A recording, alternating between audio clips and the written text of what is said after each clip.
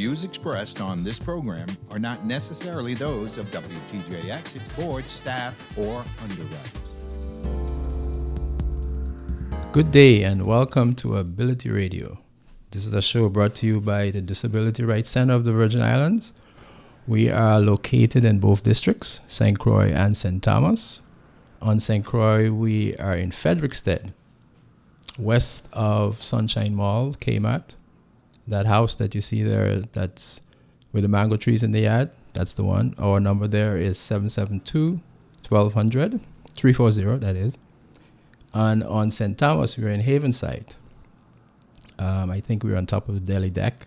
We're in Suite 313. And our number there is 776-4303. I'm happy to be back today with you, bringing you information regarding parents and children with disabilities. Today we have for you on our show Miss Chari Richards-Meade. Welcome, Miss Meade. Thank you. Good morning. Good morning, listening audience. Happy to have you. Thank you so much. Just a little. It's a pleasure to be here. Thank you. Just a little background on Miss, not much, but she's a parent with a young man with autism. So we're going to be discussing a little bit about what she does with that son and the challenges she's had, and hopefully what we hope she can impart to the parents out there is that she's doing it and you can do it as well. Indeed. First, I would like to start with, and I did this with Mr. Gerard the last time, the diagnosis and the evaluation. The first thing, when did you observe that your child had a disability, or did somebody mention it to you? How did that come about? What was the process there? Well, actually, I noticed that my son, he's my second son. I have an older son. And so developmentally, he wasn't speaking where he was supposed to, at the age that he was supposed to speak. Mm-hmm. And so his father would tell me, he's probably just a late speaker. Don't worry about it. But then when he would go to daycare, the owner of the daycare would tell me that she noticed very odd behavior. And after she had brought it to my attention, I started to pay closer attention to him. And I started to notice that he was also displaying odd behavior when he was home with us. He would mumble, scream, bang his head on the ground. It just very, very different from what a normal child that's about 20 months should display, being that I had already had an older child. And so I spoke to the owner of the daycare because she said that she had seen other children like that, and she recommended that I get him tested. Now, she told me to wait until after he made 2, just to see if that by the age of 2, if he would have said something. And he had made 2, and he didn't say anything. It was the same screaming, moaning, that kind of communication. And so in the month of March, because he's actually born in February, in the month of March, I made an appointment to try to get him tested. I did that. I actually went to MCH first because they were telling me that MCH would have been the better place to go to try to get him into special education at an early age. I forgot what it was called at that time, but I think it was like early special education, IEP, something along that line. Mm-hmm. And when I went to MCH, it was kind of a long and daunting process. And so I just said, well, I may not be able to get the assistance that I need for him in a timely fashion. So I looked for an alternative, and I found one, and I did it privately, which I did it through Island Therapy Solutions. Okay. So within a few months, I was able to get him tested, diagnosed, and actually get the process started in getting him therapy, which his first therapy was speech therapy. After he started speech therapy, I mean, he was in speech therapy for about 3 months, and I started to notice a big difference. Not like gigantic words, but Right. Mm-hmm. I I could see that he would try to sound things out. He would go to like the z, da da, and the M was a little more, the M was difficult for him, but other syllables you could see he would try to pronounce. And the longer he was in speech therapy, the better it got. You got He right. was in speech therapy, first started out in speech therapy 3 times a week. It was Monday, Wednesday, Friday, and I took him religiously every week. I paid for speech therapy out of my pocket. I did it through Kathy Valentine. She did an excellent job. It was down at MCH. And so a lot of the work that my son needed, a lot of the therapy that he needed, I did it on my own. And so it just kind of snowballed from there. He started with speech therapy, and then we went into ABA therapy with Island Therapy Solutions. By the time my son made 3, he was able to go to school, regular school. He went to Moravian. And while he was enrolled in Moravian, I set up a therapist to go to school with him, an ABA therapist. And so that person went to school with him every day for about, I want to say about 5 or 6 hours, almost all day. Mm-hmm. And that person worked on re they so with Island Therapy Solution, they gave him goals. And based off of the things that I wanted to see him accomplish, they would take goals that he had to accomplish in terms of development, Right. as well as goals that I wanted to see him accomplish. And so they would create a plan. And while he's in school, the therapist would work towards accomplishing those goals. Every month he had a goal, a specific goal, and it would be like baby steps to the goal. So if let's say the whole grand scheme of things was for him to work independently in school Mm-hmm. on his work, the first little goal would be to accomplish simple tasks such as sitting or keeping still, Right. because he also has ADHD. So Right. getting up out of his seat and And walking around without asking permission, those are things that he, were challenging to him. So he had little miniature goals each week. And as he accomplished those miniature goals, it was like to work him up to a larger goal of the right. final Final. outcome. Okay. And so he had an ABA therapist that went to school with him for 2 years, and I saw a drastic improvement in my Mm-hmm. son, a drastic improvement. I can tell you though, the speech was still difficult. Even when my son made about, I want to say 5, he was still grappling for certain words in terms of pronunciation, but he could say words that normal children that were 5 couldn't say. So it was a little daunting, Right. Right. because it's like you're struggling to speak, but then he understands the context in which to use the word.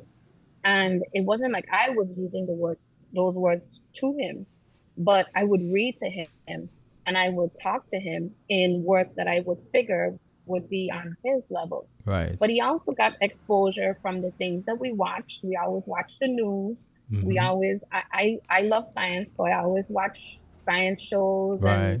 you know, things on the things on the weather and meteorology.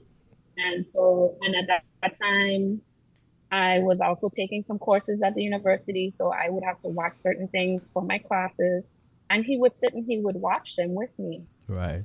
Now, let's move forward to getting him. So he was in Moravian school for a couple of years, a few years. And then I transitioned him to a public school, Joseph Sibley Elementary School.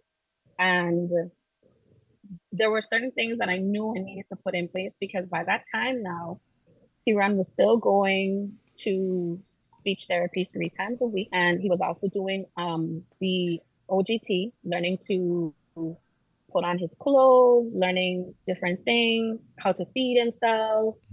And so he was really excelling. And I said, okay. He would tell me that school is boring and he wanted more of a challenge. More of a challenge. Yes, So yes. so I said, okay, if Moravian is not doing it, my older son went to Sibley, and I knew at Sibley my older son he had music classes and computer Right. classes and went to the library. So I said, okay, I will make this transition, but I'm going to have to prepare him to make this transition. So I knew my son would not qualify for an IEP because at that time I was already working in the system, and I have heard the complaints and the cries of other parents. Not to mention what's really important too, when you have a child that's different from everybody else, it's always great to get support. Right. And at that time I had joined a support group. I think it was VI Parents of Autistic Children. Right. Is VIPAC. this the one that Chauvel is involved with? Yes, Yes, yes, Chauvel Simeon. yes, Yes, yes. she's a We were in member that of group she's a together. member of our board. So that's fantastic to know. Yes. And I really, really enjoyed being in the group because many times I thought, oh my gosh, like this is hard. It I is. really wasn't getting the support from my family. His father was like, oh, nothing wrong with him, just rude, or he's just this. And I'm like, no, there's something really wrong with him. Yeah. Oh, but I have a cousin who didn't talk till they were like 5. I'm like, that's wrong. Right. And Any parent that sits down, sorry, yeah, go ahead. and I know that we're talking a lot about this, but this is really, really important, because the reason why this is so important is that if you don't get the services to that child very early, that could prove disastrous for that child, for the child's lifetime. So it's very Yes, important what you're saying, and to encourage, and that's the reason why I always try to host these shows with parents, to encourage the parents out there. If you see anything, you're not a doctor, you're not a therapist, you're not anything. You're just a mother or father, and you love your child. Go out there, do as Miss Richards-Meade has done, and find out what's going on, what really is going on with your child, to make sure that you get that early intervention, to get all the services that are required, so that you could give him a step up in life. Because if you don't do that, that child is going to be hung on to you for the rest of the child's life, or rest of your life. exactly. Because you're not going to be able to prepare that child for the future. Exactly. You know, I Exactly. wanted to ask you something with regards to MCH, because you mentioned that you had gone to MCH and the process really was arduous, it was long, and you went out and you did it yourself, and then you came back. What was the process like coming back? Was it back to where they should have been, or this is further along? So I think it just was like paperwork and testing and then being qualified. And so and qualified, I mean, income is always a big part of everything that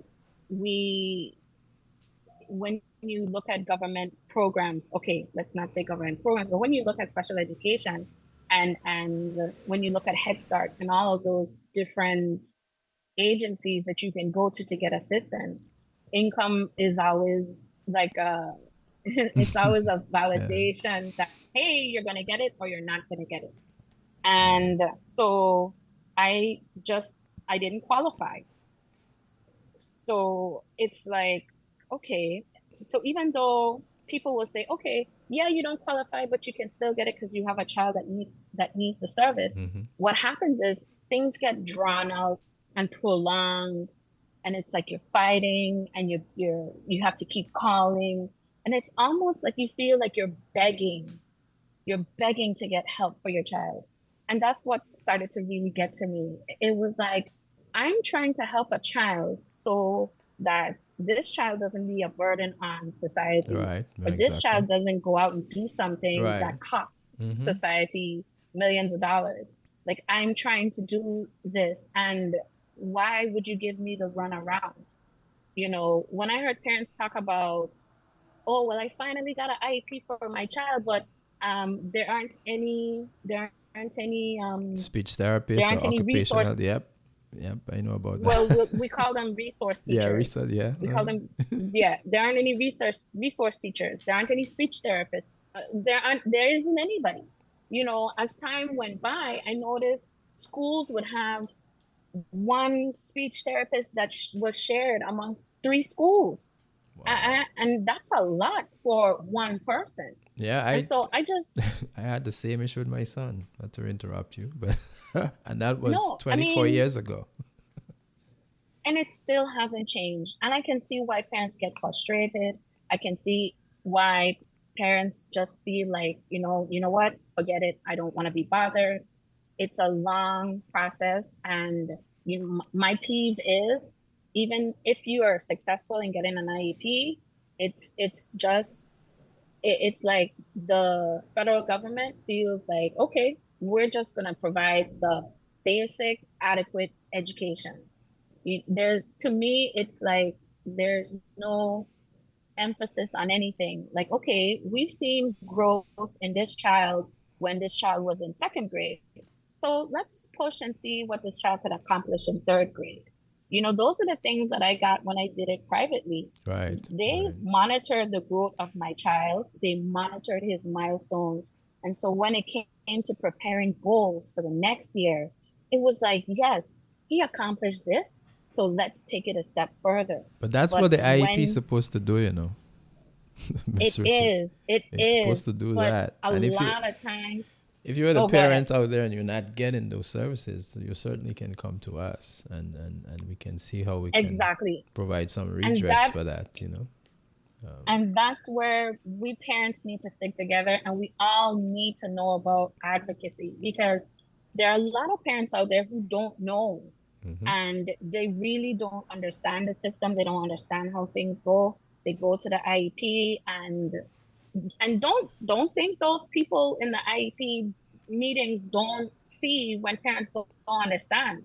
Because when I went to my first IEP meeting for my son, I it was a lot, and I was like, okay, Did you have support for, say, a group like us? Because you can always ask us, and just for the general information out there to parents, if at you that if you need time, somebody to hold your hand, so to speak, you can ask yeah, us to be part of the meeting, and we'll go there and represent you, and I represent you never well. engaged.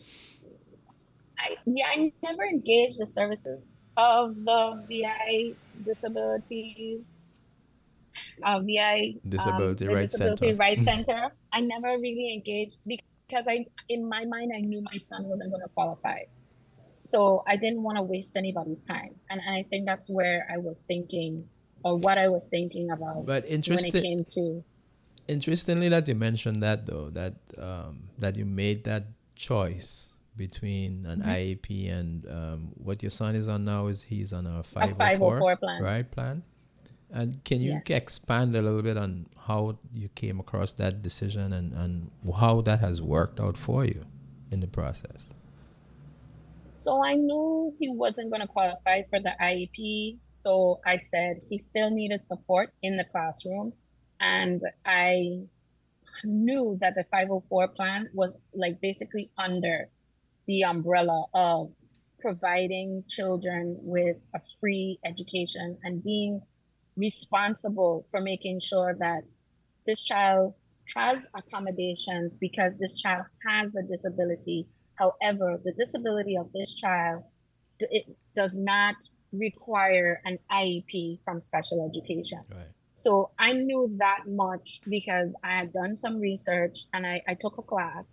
I took a special education class, and I said, okay, if a child doesn't have what it takes to qualify for an IEP, the next best thing is a 504 plan. plan, And a right? 504 plan protects that child's civil rights as that child is being given a free public education.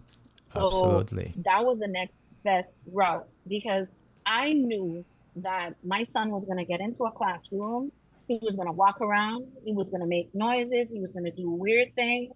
and a teacher was going to get fed up and they were going to try to penalize him by failing him or not paying attention to him, ignoring him, Right. or just kind of kicking him to the side and being, okay, well, that child has a problem and I can't deal with that child. But you would think that the evaluation would bring out a lot of those things, though, so that because they're experts doing those evaluations, together with the parent, I guess, and it you would put him on the plan that's best suited for him.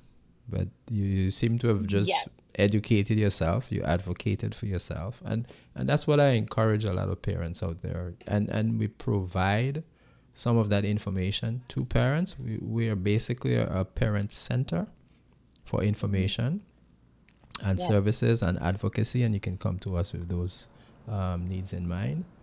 But it's interesting. Yes. I am so happy that you mentioned or you segued into not wanting to do the IEP versus going for the 504, which would be more applicable for the condition or the disability that your son was exhibiting.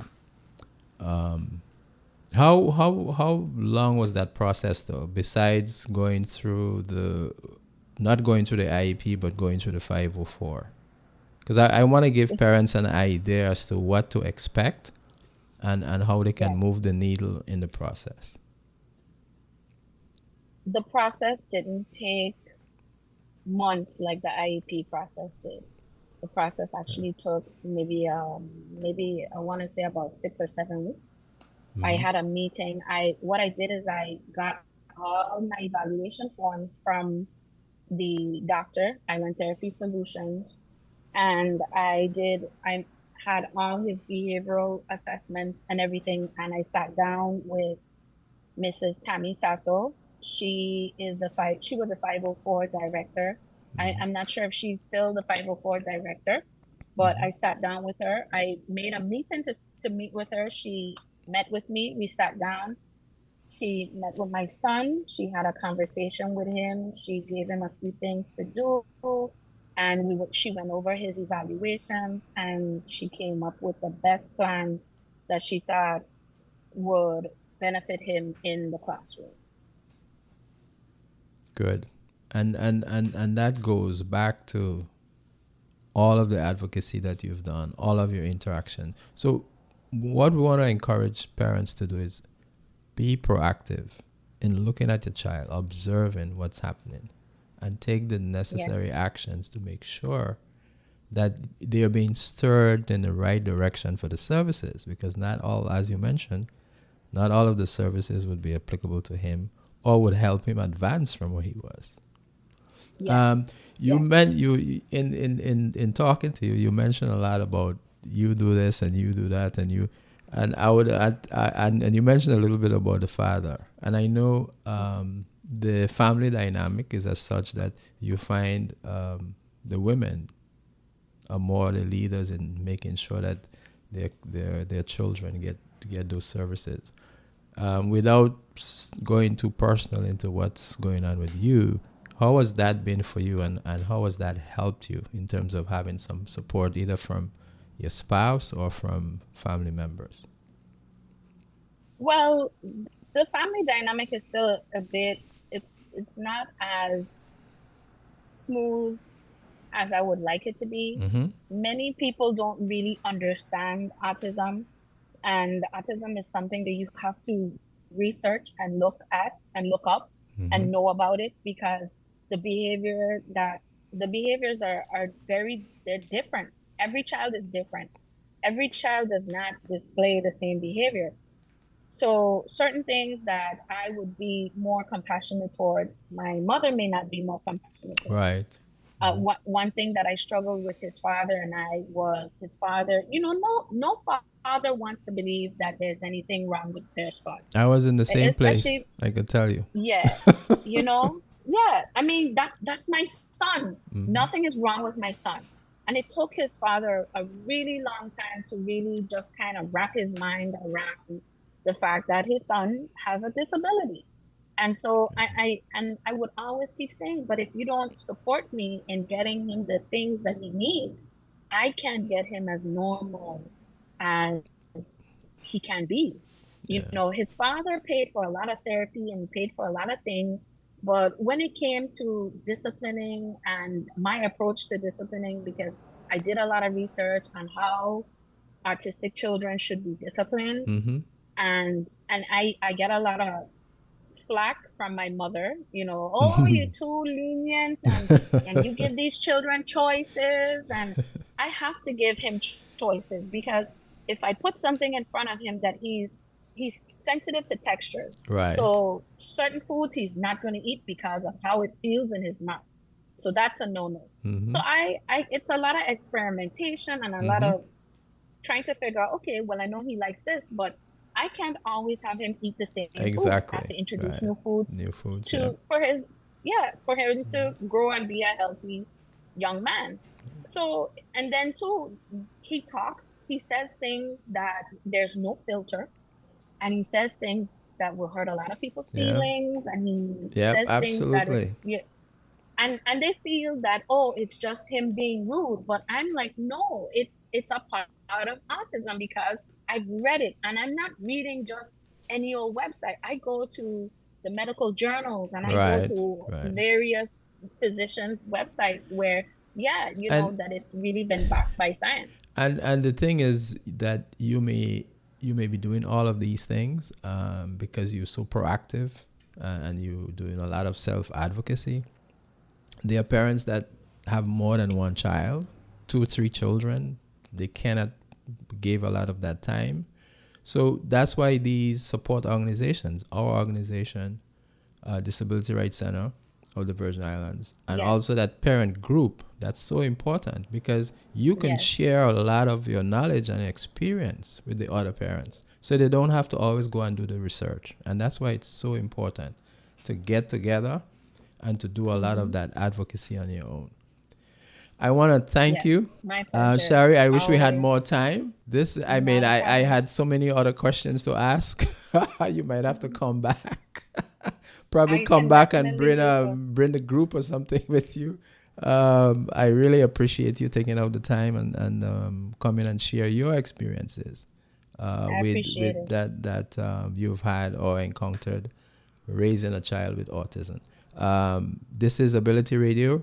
We are Disability Rights Center of Virgin Islands. We are located in Frederickstead, near Kmart West. Our number is 340-772-1200, and on St. Thomas, Havenside Mall, Suite 313, 340-776-4303. We also have our website, disabilityrights.org, drcvi.org, and call us. Let us know how we can help you. Thank you, and have a great day.